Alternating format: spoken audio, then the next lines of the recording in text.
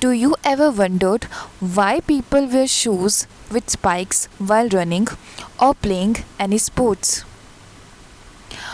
Or why moving ball stops on the ground on its own?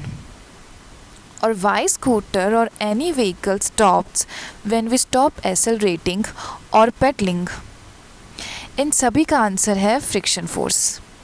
तो what is a friction force? Friction force एक ऐसा force है जो motion को oppose करता है, रोकता है। It is a contact force जो दो सरफेस के डायरेक्ट कॉन्टैक्ट की वजह से काम करता है। It always act in the direction opposite of the motion. यानी अगर मोशन का डायरेक्शन लेफ़्ट डायरेक्शन में है तो फ्रिक्शन फोर्स राइट डायरेक्शन में काम करेगा।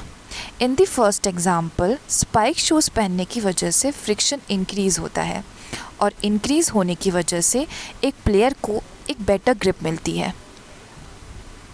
तो अब हम समझते हैं तीन टाइप के friction force: static friction, sliding friction and rolling friction. सबसे पहले आता है स्टैटिक फ्रिक्शन। ये एक ऐसा फ्रिक्शन फोर्स है जो कि रेस्ट ऑब्जेक्ट पे ही काम करता है। यहाँ पे इस बॉक्स के ऊपर दो फोर्सेस लग रहे हैं। The first is the upward force, that is the force of gravity, and another is the downward force, that is the force of friction.